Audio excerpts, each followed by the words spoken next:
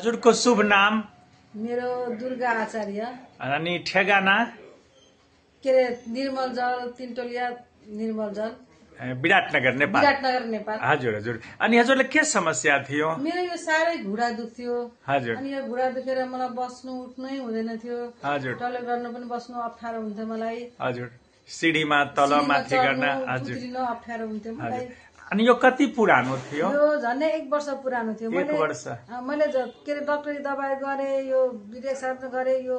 हजुर। जेस अंग्रेजीमा उपचारहरू गराउनु भयो? गराएँ मैले, कति गराएँ, तर अंग्रेजी गरेर गरुन्जेल निको हुन्थ्यो तर हुँदैन थियो। फेरि मलाई खासै राम्रो भएन। खाइसक्दाखेरि हुन्थ्यो न त हुँदैन थियो कि। हजुर। ओके, यो समस्यामा मैले जुन थेरापी दिँदैछु यो आज कति दिन लिनुभयो? आज 4 दिन भयो। यो 4 दिनको थेरापी लिनुभयो, ट्रिटमेन्ट त अहिले जारी नै छ, तर यो 4 दिनको ट्रिटमेन्टले के कतिको फाइदा फिल गर्नु भएको छ भन्नुस् त? यसमा धेरै राम्रो भयो मलाई बस्नु उठ्नु हुँदैन थियो, अहिले बस्नु उठ्नु पनि हुन्छ, सिडी पनि चढ्छु।